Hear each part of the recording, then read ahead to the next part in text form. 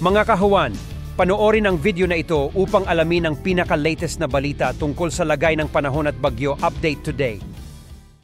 Naging bagyo na po ang low pressure area na sa east po ng Mindanao. Ang pangalan ay Aghon.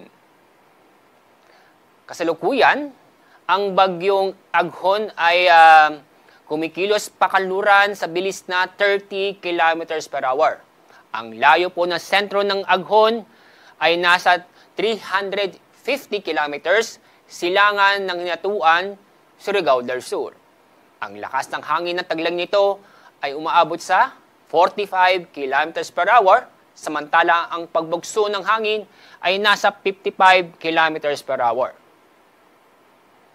At dahil sa bagyo, nagtaas na po tayo ng Tropical Cyclone Wing Signal number 1 sa Eastern Samar, Dinagat Island, Siargao Island, at Bukas Grande Islands.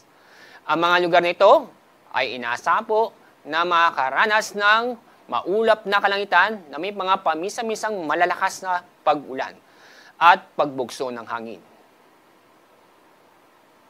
At sa ating forecast track ng bagyong Aghon, inaasahan po natin na ngayong umaga ay lalapit o maglalandfall sa vicinity ng Eastern Samar bilang isang tropical depression. Pero inaasahan po nating lalakas ang bagyo. Maaari pong mayang hapon o mamayang gabi, magiging tropical storm ang bagyong ito kapag ito'y nasa silangan ng Bicol Region. At maaaring lumakas palalo ang bagyong ito bukas o sa araw po ng Sunday, inaasahan po natin na magiging severe tropical storm. At pagdating po ng Martes next week, aabot po ng isang typhoon category hanggang sa paglabas ng ating Philippine Area of Responsibility.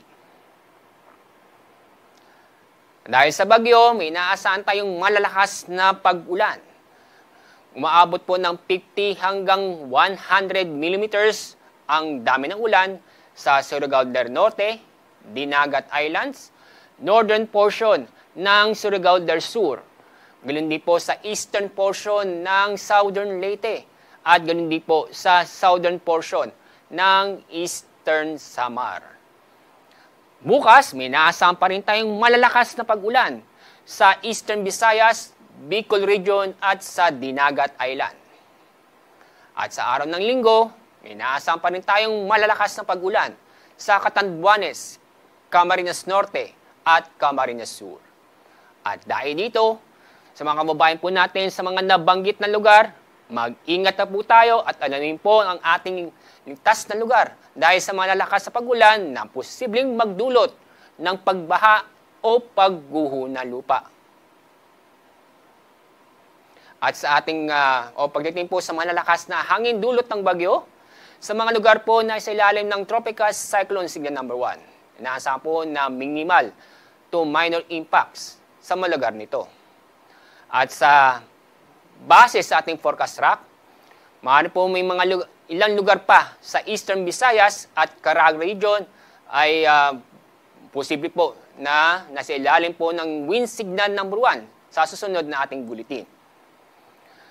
Kapag hindi magabago ang bagyo, lalo po sa kanyang track, pinakamataas pong wind signal ay aabot ng number 2.